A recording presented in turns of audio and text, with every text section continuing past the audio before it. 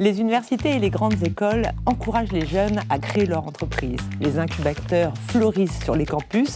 Créer son entreprise à l'école, on en parle avec nos invités.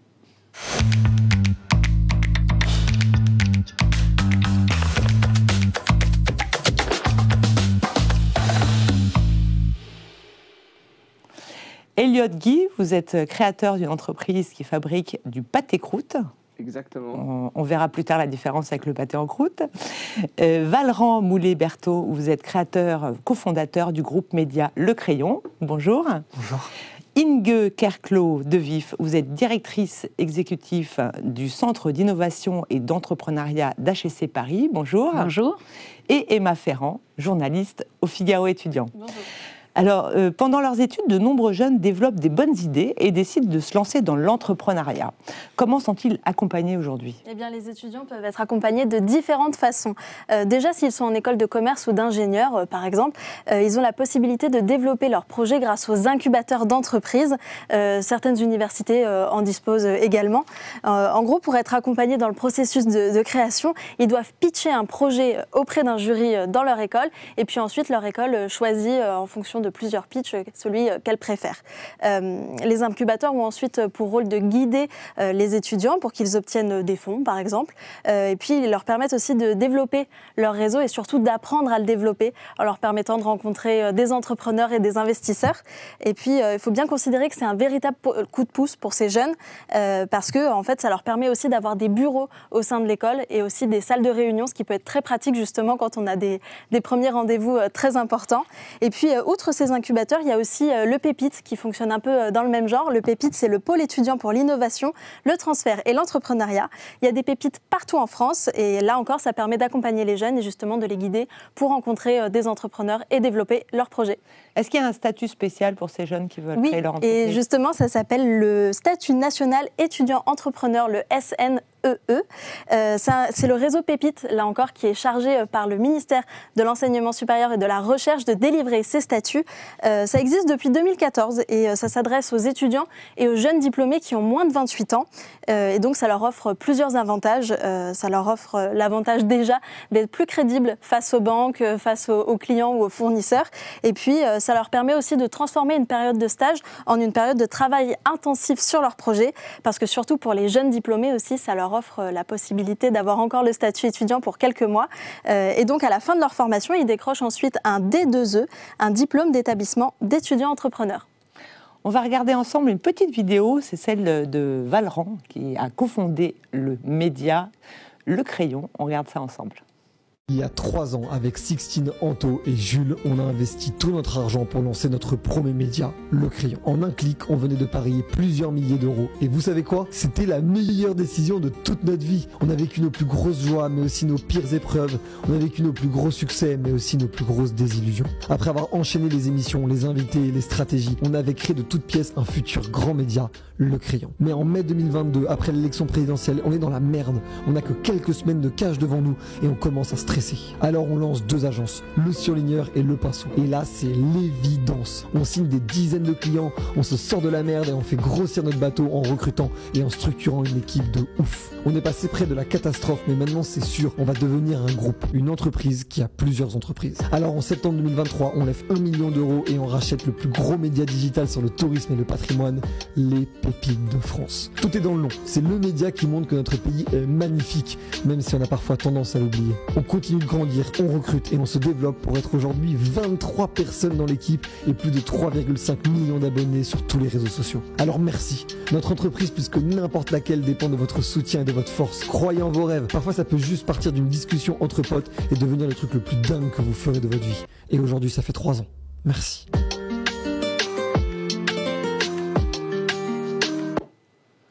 Valran, bravo, hein, ça fait envie, moi je vous suis sur les réseaux sociaux. Vous n'êtes pas du tout issu d'une école de commerce, ni d'une école d'ingénieur, vous avez fait tout simplement l'université, Paris 1 Sorbonne, et vous avez cofondé Le Crayon. Comment vous en êtes venu à créer comme ça votre activité? J'étais déjà entrepreneur avant de lancer le Crayon. J'avais monté une agence d'événementiel que j'avais revendue. À quel âge? À 17 ans, au milieu de ma terminale. D'accord. Donc ma mère avait dû me signer le petit papier pour m'autoriser à créer ma boîte, parce qu'on n'a pas le droit de le faire en dessous de 18 ans sans l'autorisation du tuteur légal. Et j'avais revendu cette boîte-là à 19 ans, monté une autre boîte dans la foulée, mais avec mon ex-petite copine. Donc au moment où on s'est séparés, j'ai fermé l'entreprise. Et après... Les créations, ça se fait. Ouais, vous avez, pas de problème, vous faites ça avec votre frère. Donc... Pas une bonne idée. Enfin, en tout cas, moi, à titre personnel, je ne recommande pas. Et en fait, après, derrière, je me suis retrouvé un peu en crise existentielle parce que j'étais pas du tout scolaire et pas du tout passionné par les études que je faisais. Et vous étiez en licence de quoi? D'économie à la Sorbonne, qui est d'ailleurs un parcours absolument génial pour être entrepreneur parce que c'est potentiellement des parcours où on a le moins de travail pour avoir un diplôme derrière.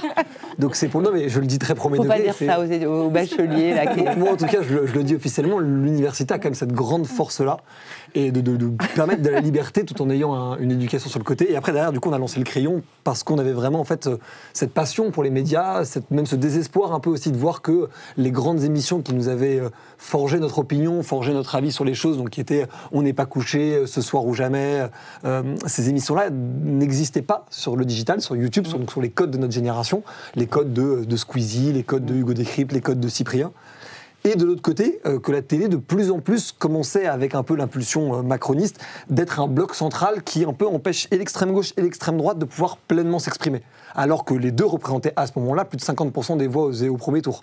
Donc avec ce constat-là, on s'est dit, nous on va faire un média qui va réunir des personnes jeunes, des personnes plus âgées, des personnes très parisiennes, des personnes de région, des personnes très à droite, d'autres très à gauche, d'autres très au centre, et d'avoir vraiment cette pluralité des opinions autour du débat.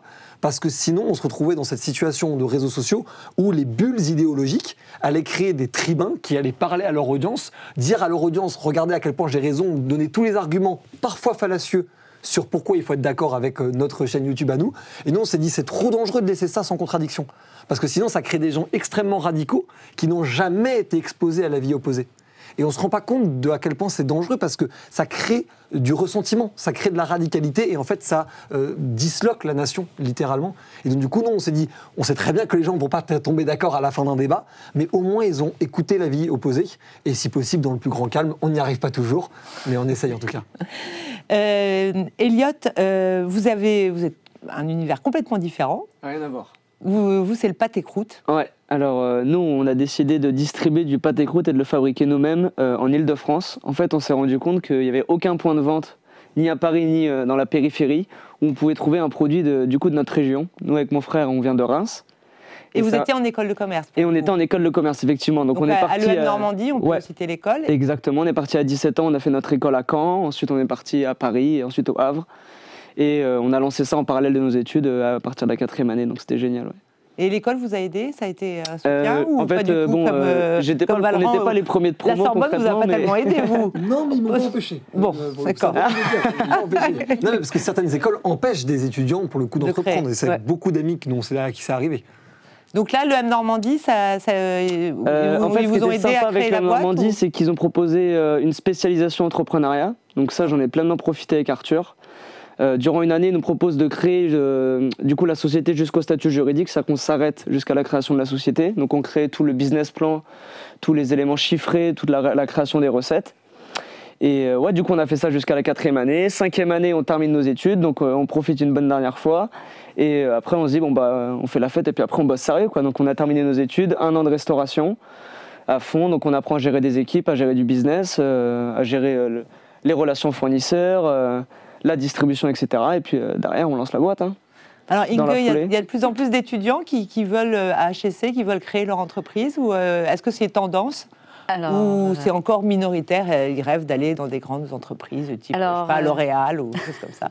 L'un empêche peut-être pas l'autre. Mais non, c'est clairement une tendance. Nous, on a fait un baromètre il y a quelques années. On voyait que 25% de nos diplômés avaient comme première intention de créer leur propre entreprise. Donc c'est énorme. C'est énorme. Donc ça déplaît un petit peu aux grandes entreprises. Oui, parce qui espèrent les accueillir quand même. Mais voilà, donc on a... Ils veulent être vraiment le ressenti, c'est je veux être mon propre patron. je veux être mon propre patron, je veux avoir un impact, je veux créer mon idée, je veux la créer avec des amis, peut-être aussi rencontrés sur les bancs de l'école. Donc c'est une tendance lourde, récente, qui s'amplifie. Et en même temps, HEC, en fait, on fait de l'entrepreneuriat depuis plus de 40 ans. Oui. Donc c'est un peu historique en même temps. Donc on a un peu ça dans l'ADN. Donc les étudiants avaient toujours ça un peu en ADN. Et nous, on n'empêche pas, on soutient.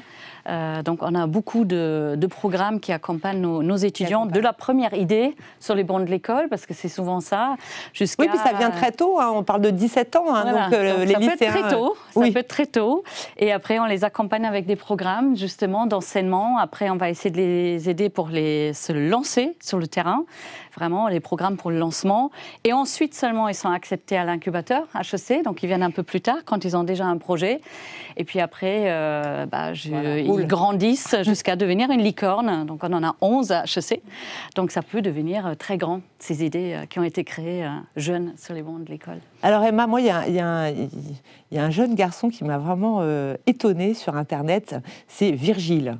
Alors, il faut nous parler de Virgile. Alors, vous l'avez peut-être déjà vu passer sur TikTok parce qu'il cumule près de 225 000 abonnés et plus de 5 millions de j'aime. Virgile Dutilleul, c'est un jeune de... Il m'a épaté. C'est un jeune de 16 ans. C'est le petit frère d'un pote. C'est vrai ? Ouais, son grand frère qui s'appelle Dali est aussi créateur de contenu, entrepreneur et aussi très doué. Et il travaille avec son petit frère, justement, Virgile, qui a donc 16 ans et qui a arrêté l'école à 15 ans pour se consacrer à la revente sur Vinted de vêtements de tous les parents. Et de sneakers. Ouais. Donc les sneakers, c'est les baskets un peu à la mode. Ce qui lui permet en fait d'avoir un bénéfice qui atteint jusqu'à 15 000 euros par mois, selon l'une de ses vidéos. Il fait tout seul sa comptabilité, ses factures avec sa maman. Il a un local aussi pour son activité. Mais l'école est obligatoire jusqu'à 16 ans, me direz-vous. Donc Virgile, lui, jusqu'à ses 16 ans, il a suivi l'école à distance avec le CNED. Et maintenant, il a lancé sa micro-entreprise. Et donc, il pourrait s'arrêter puisque maintenant, il a 16 ans. Mais il continue de suivre les cours à distance. Alors, même quand on est mineur, on peut lancer son entreprise ? Oui. Mais sous certaines conditions, vous en avez évoqué une tout à l'heure, Valran. Donc déjà, un jeune de moins de 16 ans ne peut pas créer son entreprise. Donc il faut avoir 16 ans au minimum et il faut avoir, comme vous le disiez, l'autorisation des 2 parents pour lancer son projet. Et puis c'est un peu technique, mais les lycéens ne peuvent pas ouvrir n'importe quelle entreprise. Il n'y a que 2 types de sociétés. Ça peut être une société à responsabilité limitée, donc une SARL, ou une société par action simplifiée, une SAS. À leur âge aussi, ils ne peuvent pas ouvrir une entreprise de n'importe quel domaine.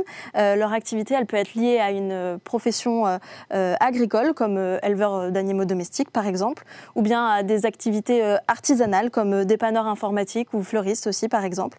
Et puis, il leur est possible aussi de créer une entreprise qui est liée au métier d'Internet. Et puis, dans le même sens, il y a donc certaines activités qui leur sont évidemment interdites. Ils ne peuvent pas être commerçants, parce qu'en fait, ils ne peuvent pas s'inscrire au répertoire du commerce et des sociétés.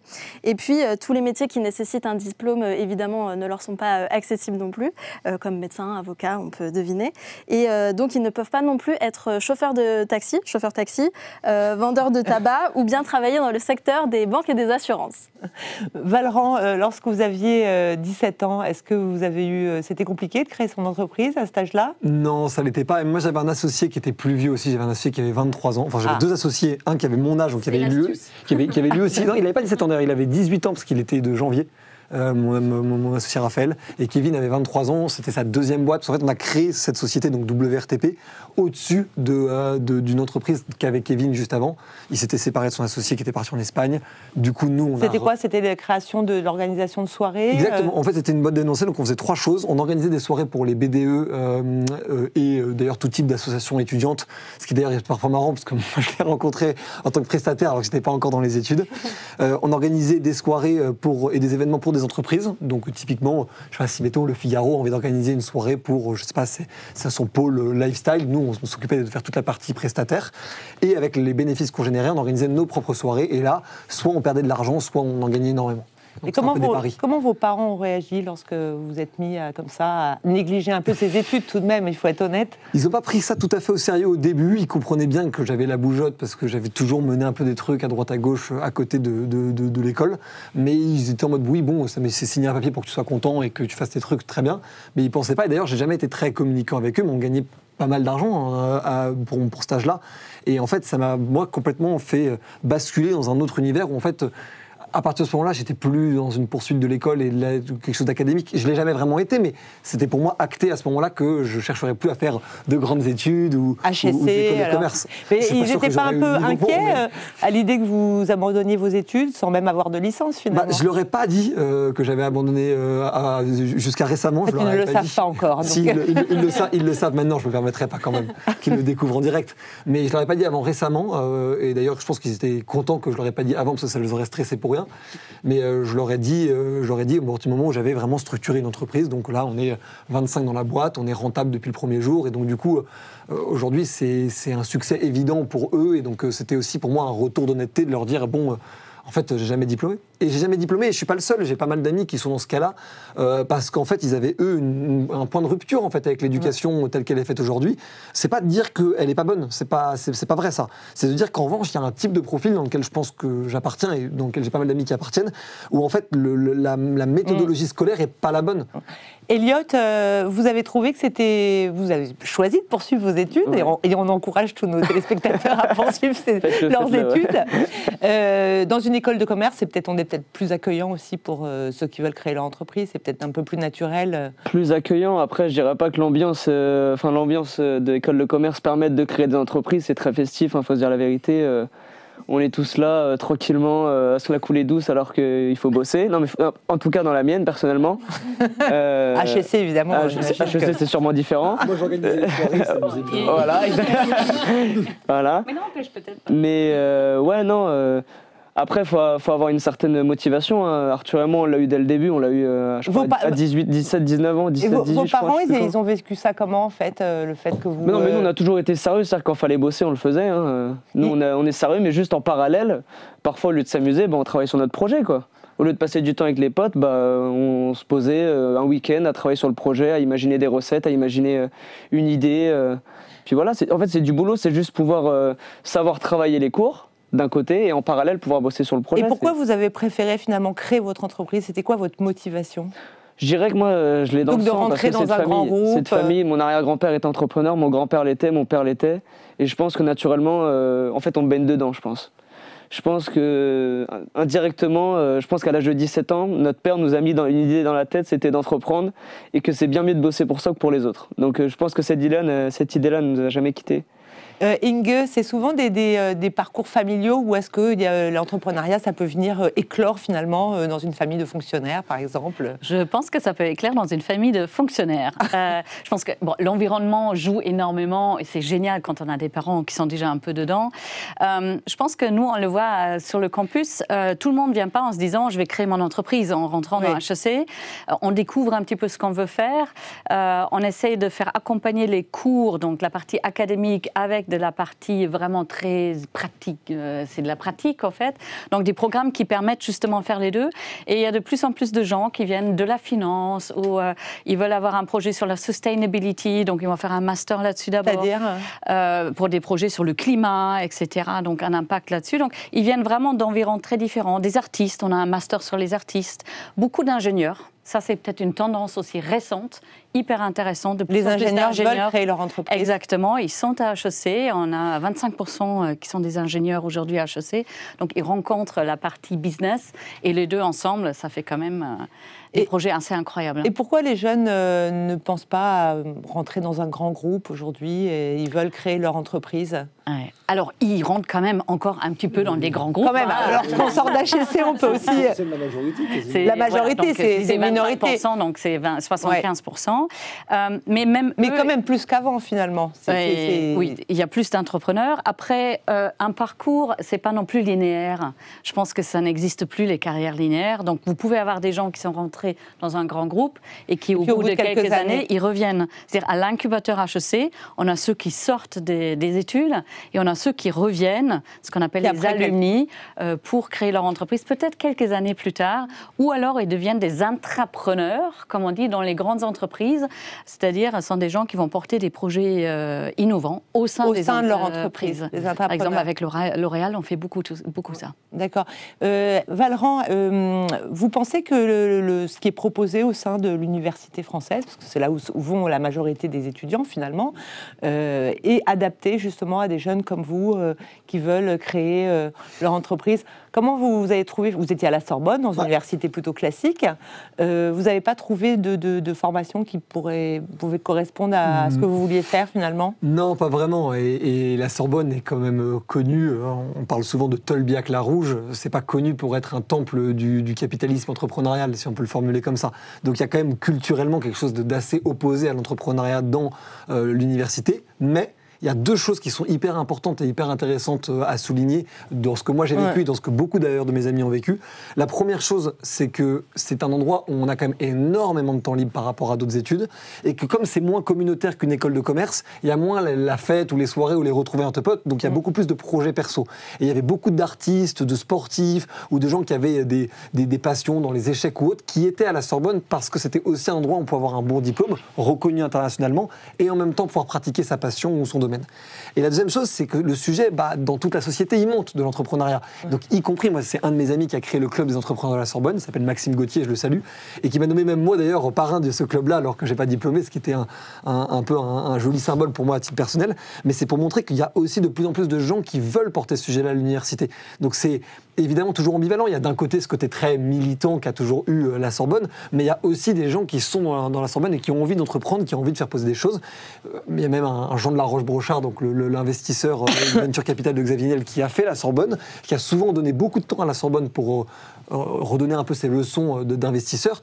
Donc il y a quand même des choses qui se font et c'est important de le dire que ce mouvement que vous décriviez sur l'entrepreneuriat, il est global sur la société aujourd'hui. C'est pas réservé aux écoles de commerce et aux écoles d'ingénieurs. Et même l'université est aujourd'hui en train de prendre la vague avec certes un peu de retard par rapport aux écoles de commerce qui sont pionnières, mais qui est quand même, je pense, vraiment une belle porte de sortie post-bac pour les gens qui ont envie d'avoir le moins de temps possible consacré aux études tout en s'assurant quand même un avenir. Non mais c'est important. Faut pas dire ça. Elliot, la société de pâté croûte, est-ce que vous pouvez nous expliquer ce que c'est que d'abord le pâté croûte et la différence avec le pâté en croûte? On aimerait tout savoir. Que je sois clair, ça dépend des régions. Alors moi je viens de Reims, donc de Champagne, et nous en Champagne, il y a deux différents types de pâté croûte. Il y a le pâté en croûte. Donc le pâté en croûte, c'est la tranche froide qu'on va récupérer chez le boucher ou le charcutier. Donc ça, c'est avec de la gelée généralement et ça se mange froid. Et après, nous, il y a des petits artisans locaux qui font du pâté croûte, donc pâte feuilletée avec des viandes marinées. Et ça se mange chaud. Est-ce que l'entreprise est rentable aujourd'hui? L'entreprise est bien rentable. Aucun souci là-dessus. On bosse dur. Aujourd'hui, on se contente d'être que 2 parce qu'on a trouvé un mécanisme qui nous permet de produire et de vendre uniquement à 2 et pas besoin d'être 6, 7 ou 8 vendeurs. C'est-à-dire que vous produisez sur place à Saint-Ouen? On produit tout sur place. On vend tout sur place et on passe notre vie sur place du coup. Comment vous avez fait pour vous, parce que vous avez besoin de matériel, vous avez besoin enfin voilà, ça coûte cher. Est-ce que vous avez demandé de crédit en fait à la banque? Alors nous on a profité du prêt d'honneur d'Initiative Seine-Saint-Denis, donc ça c'était super, ils nous ont prêté 20 000 € à taux zéro, donc ça nous a beaucoup aidé. Et derrière ça nous a permis d'aller voir la banque, donc notamment le Crédit Agricole, pour nous payer, pour nous prêter les fonds manquants. Et aujourd'hui, il n'y a aucun souci, vu que dans tous les cas, nous, c'était une petite structure. On ne parle pas d'un restaurant de 300 mètres carrés, nous, c'est 20 mètres carrés, dans une grande halle gourmande, donc la communale, que je les salue d'ailleurs. Et ça me permet de ne pas avoir à investir, je sais pas, 200 000 € dès ma première société et de pouvoir juste injecter ce dont j'ai besoin, donc un prêt personnel qui est très bas, et juste d'être rentable très rapidement, en fait. Oui, puis avec peu d'employés. Exactement. Inge, quel message vous avez envie de donner aux jeunes qui nous regardent et qui ont envie de créer leur activité? Alors, la première chose, je dirais allez-y. Parce que je pense que c'est un parcours qui peut amener à beaucoup de choses, à de l'économie, à de l'argent, mais aussi vraiment un impact de créer sa propre société. Deuxième message, si j'ai droit à un deuxième, c'est de bien se faire accompagner, je crois énormément, et je pense que même chez nous, HEC ne fait pas l'entrepreneuriat tout seul. On se connecte à d'autres. L'incubateur, on va se connecter à des écoles de coding, à des écoles de design, etc. Je pense que l'entrepreneuriat, c'est quelque chose d'écosystémique. Donc, connectons-nous les uns aux les autres, et les universités aussi, d'ailleurs. C'est pas quelque chose qu'on fait tout seul. Oui, c'est pas réservé aux écoles de commerce. Du tout. Et même les écoles de commerce vivent du fait qu'ils se développent grâce à un réseau. Donc, le deuxième message, c'est connectez-vous et cherchez cherchez ce qu'il vous faut pour votre projet et allez-y, il y a des merveilleux projets, vraiment. C'est possible, tout est possible. Je rebondis juste là-dessus, c'est très vrai de se dire qu'en fait, comme un peu l'a fait Paris-Saclay aussi, mais de réussir à créer des campus où il y a des dynamiques de plusieurs métiers, mais même presque culture-métier, où entre des designers, écoles, les universités des marketeurs, des commerciaux, des ingénieurs, des codeurs. C'est pas du tout les mêmes cultures, même produits, les mêmes cultures entrepreneuriales. Les mélanger, ça crée des choses assez incroyables. Ouais. Station F est un autre exemple d'un écosystème qu'on a la chance, vous parliez de Xavier Niel, qu'on a la chance maintenant d'avoir en France, donc ça attire aussi de plus en plus en plein Paris, ça attire de plus en plus d'internationaux. Nous, on a maintenant des Américains, des étudiants qui viennent dans nos formations et nos programmes à Station F en France pour apprendre l'entrepreneuriat. Donc la France va devenir le pays de l'entrepreneuriat. On y travaille. Pas que les Américains. Merci Valran, merci Elliot Guy, merci Inge et merci Emma Ferrand. Et je vous dis à très bientôt dans une nouvelle émission de Paris d'École sur Figaro TV Île-de-France. À très bientôt.